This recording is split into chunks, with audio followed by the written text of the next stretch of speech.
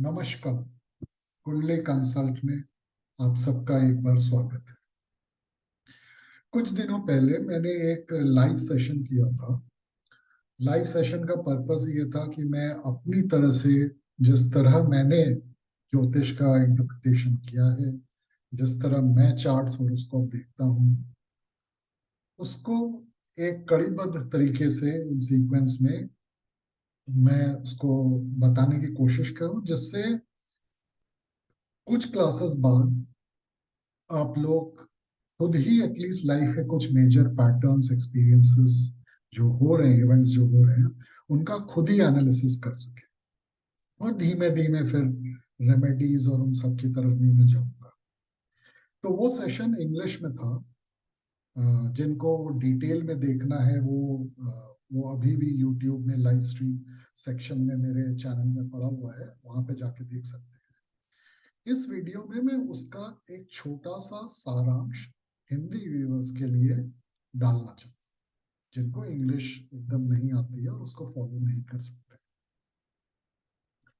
तो उस वीडियो में मैंने ये बताया बेसिकली कि तीन चीजें जो है, आपको जब भी ये जन्म मिला है, तीन चीजों को आप किसी भी होरोस्कोप में कोई भी रेमेडी करके नहीं चेंज कर सकते, क्योंकि ये तीन आपके लाइफ के पर्पस है।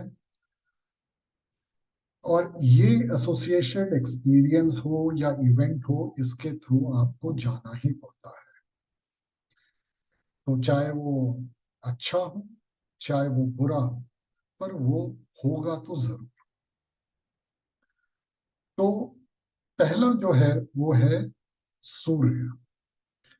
सूर्य आपके हॉरोस्कोप में कहाँ पे बैठा हुआ है, और सूर्य की जो राशि है, लियो राशि, सिंह राशि, वो आपके हॉरोस्कोप में कहाँ है। वो इसलिए है क्योंकि सूर्य को ज्योतिष में, वैदिक ज्योतिष में सोल यानी आत्मा का कारक बताया गया है। और मेरा जहां तक इंटरप्रिटेशन और स्टडी बताती है कि क्योंकि वो आत्मा का कारक है, अपने जिस भी जन्म की पूर्ति वो इस जन्म में करना चाहता है, उस जन्म में जरूर आपके मन में एक कोई मृत्यु के समय या ओवरऑल लाइफ को, उस लाइफ को देखते हुए जरूर आपके दिमाग में, अंतर मन में कुछ ऐसा ख्याल रहा होगा, अशुभ ख्याल, कि जिसकी शुदा नहीं हुई है, कि काश मैं ये कर पाता। और उसको का, क्योंकि वो आत्मा की चाहत है, आपकी एकदम अंदर आत्मा की चाहत है, उसको आप इस लाइफ में पूरा करेंगे ही, वो एक्सपीरियंस से जाएंगे ही। और वो क्या है, वो सूर्य की स्थिति आपके हॉरोस्कोप में, कुंडली में, और सिंह लगन, सिंह राशि आपके हॉरोस्कोप में कहाँ पड़ती है, उससे वो डिपेंडेंट है, उससे वो देखा जा सकता है। हालांकि सूर्य के दूसरे कारक तत्व जो होते हैं वो अपने आप काम करेंगे, वहां कोई प्रॉब्लम है तो उसकी भी रेमेडी होगी, मगर ये एक पर्पस ऑफ लाइफ, जो आत्मा का लाइफ पर्पस है, जिसको लेके आप जन्मे हैं, ये तो कंप्लीट होना ही है। एक एग्जाम्पल मैंने दिया था कि सपोज आपकी मकर लगन है, केप्रिकॉन लगन, सूर्य आपके दूसरे घर में है। केप्रिकॉन लगन के लिए सिंह राशि अष्टम घर में पड़ती है। तो अष्टम घर ट्रांसफॉर्मेशन का है, वहां पे आपकी लियो राशि, सिंह राशि है आपके हॉरोस्कोप में। और सूर्य सेकंड घर में बैठा हुआ है, दूसरा घर यानी फैमिली का घर, पैसों का घर। तो इसका ये मतलब एक मोटा मोटा वन ऑफ दी, एक हो सकता है, मैं बता रहा हूँ, बहुत कुछ दूसरे घर से और आठवें घर से बहुत कुछ बनता है, इसलिए कॉम्बिनेशन देखा जा सकता है। पर एक मोटा मोटा ये हो सकता है कि फैमिली में पैसों को लेकर एक बहुत बड़ी तंगी आई होगी किसी जीवन में, और आपने सोचा होगा कि काश मैं अपने फैमिली को इस फाइनेंशियल प्रॉब्लम से निकाल सकता। तो इस जीवन में भी आप उस स्थिति में पहुंचेंगे जहां पे आपको, आपकी फैमिली को बड़ी फाइनेंशियल क्राइसिस आएगी, और आपको उसको, अपनी फैमिली को वहां से निकालना पड़ेगा, आप उसको निकालेंगे। This is one of the purpose of the soul of your life. क्योंकि सूर्य जो आत्मा का कारक है मकर लग्न में दूसरे घर में बैठा है, जहां सिंह राशि 8वें में पड़ती है। इस कॉम्बिनेशन से बनता है। तो ये एक पर्पस ऑफ लाइफ, सूर्य आपके हॉरोस्कोप में कहाँ है, इससे आपके जीवन का एक पर्पस दिखता है जो आपको कंप्लीट करना पड़ेगा। दूसरा, चंद्र। सूर्य और चंद्र एक्चुअली जो है ये लाइफ के कारक है, एक आत्मा का कारक है, एक मन का कारक है। इसलिए कह सकते हैं जन्म जन्मांतर जो है ये कड़ी चलती रहती है। तो चंद्रमा एक दूसरा पर्पस है कि आपको किसी जन्म में ओवरऑल लाइफ में एक कोई इमोशनल ट्रॉमा हो, चाहे इमोशनल अच्छी बात, उसको आपका कहीं पे अधूरा रह गया है, उसको आप इस जन्म में फुलफिल करने आए। तो चंद्रमा जहां पे बैठा हुआ है, और चंद्रमा की राशि कर्क है, कर्क भी इसी तरह होरोस्कोप में जहां भी बैठा हुआ है उसके अकॉर्डिंग जो है आपको, जैसे मैंने सूर्य का बताया वैसे ही यहाँ पर भी एक पर्पस पूरा करना है। ये आगे चंद्र कहाँ बैठा हुआ है कुंडली में और कर्क राशि कहाँ है, इन दोनों के कॉम्बिनेशन से वो निकाला जा सकता है एक पर्पस। तो ये एक आत्मा का पर्पस हुआ, एक मन का पर्पस हुआ जो सूर्य और चंद्र से आते हैं।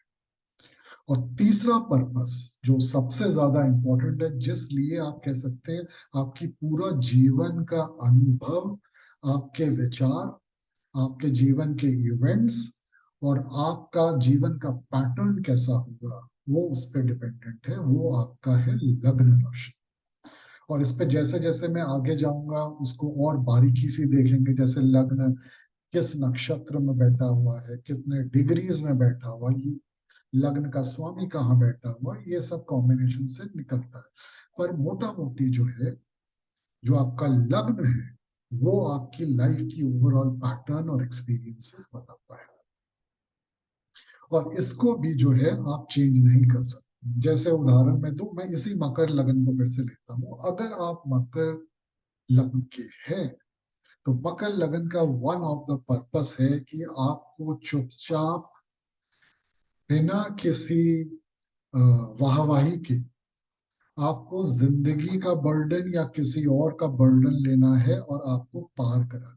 यानी आपके सारे जो एक्सपीरियंसेस होंगे वो आपको लगेगा कि आप जीवन में बहुत बर्डन ले रहे हैं, चाहे वो मन पे हो चाहे फिजिकल स्तर पे हो, और आपको कोई उसके लिए जो है खुले मन से या बहुत बड़े स्तर पे वाहवाही नहीं मिल रही है कि हाँ आपने ये कर दिया।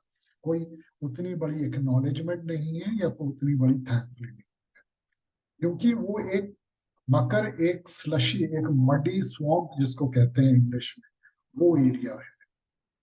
और वो कूर्म अवतार जो है विष्णु का, उससे रिलेटेड है, जहां पे पूरे अमृत मंथन में कूर्म अवतार का जो है इतना बड़ा नाम नहीं आया, तो इसलिए वहां पे नाम नहीं मिलता, आपको केवल कर्म करने।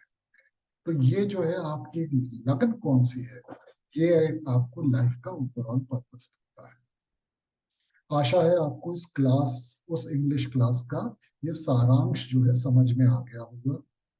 डिटेल में देखना है तो लाइव स्ट्रीम का पूरा स्ट्रीम देखें, और हिंदी व्यूअर्स के लिए जो इंग्लिश नहीं समझ सकते उनको मैंने यहाँ पे सारांश बता दिया है।